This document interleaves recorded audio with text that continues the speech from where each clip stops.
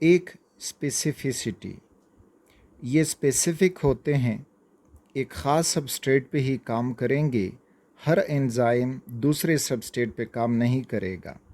For example hexokinase enzyme glucose, fructose और mannose, इनको 6 phosphate डिराइवेटिव्स में कन्वर्ट करता है। अब ये हेक्सोकाइनेज आप इनके अलावा किसी और सबस्ट्रेट के लिए इस्तेमाल नहीं कर सकते। अब यहाँ पे देखें ग्लूकोकाइनेज, अब ये सिर्फ़ और सिर्फ ग्लूकोज ओनली, ग्लूकोज 6 फॉस्फेटेज बनाएगा। अब अगर आप ये ग्लूकोकाइनेज मेनोज के लिए इस्तेमाल करेंगे तो इट विल नॉट वर्क। इसी तरह फ्रक्टोज के लिए इस्तेमाल करेंगे तो it will not work, it will only work on glucose. जबकि हेक्सोकाइनेज ग्लूकोज, फ्रक्टोज, मेनोज तीनों के ऊपर अपना काम कर सकता है।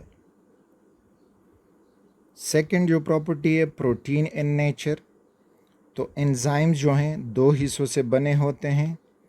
इसका जो प्रोटीनस पार्ट है तो प्रोटीनस पार्ट कहलाता है एपोएंजाइम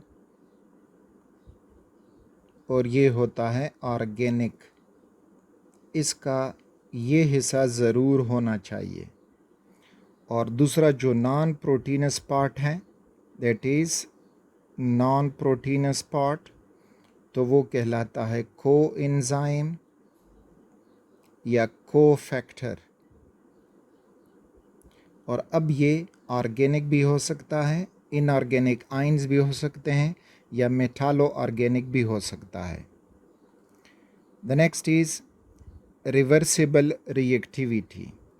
इसका मतलब ये है कि एक एंजाइम अगर सपोज़ करें वो एमाइलोज को कन्वर्ट करता है इनटू ग्लूकोज यूनिट्स, तो बैकवर्ड रिएक्शन भी यही एंजाइम करवा सकता है। So this is reversible reactivity. जो एंजाइम एक रिएक्शन को फॉरवर्ड पे ले जा सकता है वो उसी रिएक्शन को बैकवर्ड भी ला सकता है with a little modification of the reaction conditions.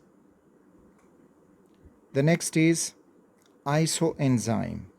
वो एंजाइम जो केमिकली फिज़िकली डिफरेंट हों लेकिन एक ही सबस्ट्रेट पे काम कर सकते हों, they are known as isoenzyme.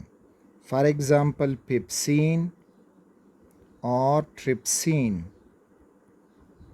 ये दो डिफरेंट एंजाइम हैं केमिकली फिज़िकली, लेकिन दोनों कैन एक्ट ऑन प्रोटीन्स, दोनों प्रोटीन पे काम कर सकते हैं। तो इस किस्म के एंजाइम को आइसो एंजाइम्स कहा जाता है। तो ये एंजाइम की एक प्रॉपर्टी हमारे सामने मिलती है।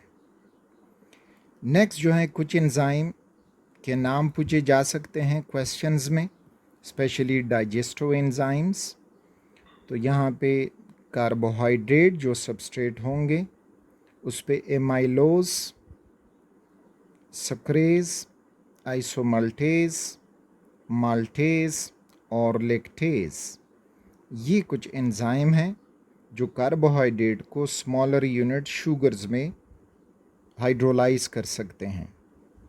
इसी तरह से प्रोटीन्स, उसमें पेप्सिन, ट्रिप्सिन और पेप्टिडेज, ये एंजाइम प्रोटीन को स्मॉलर यूनिट अमीनो एसिड में ब्रेक डाउन कर सकते हैं। एंड फैट्स, तो फैट्स जो लाइपेज हैं वो उसको ब्रेक डाउन करेगा into fatty acid and glycerol. तो ये एंजाइम के नाम याद रखने के होते हैं जो क्वेश्चंस में पूछे जाते हैं।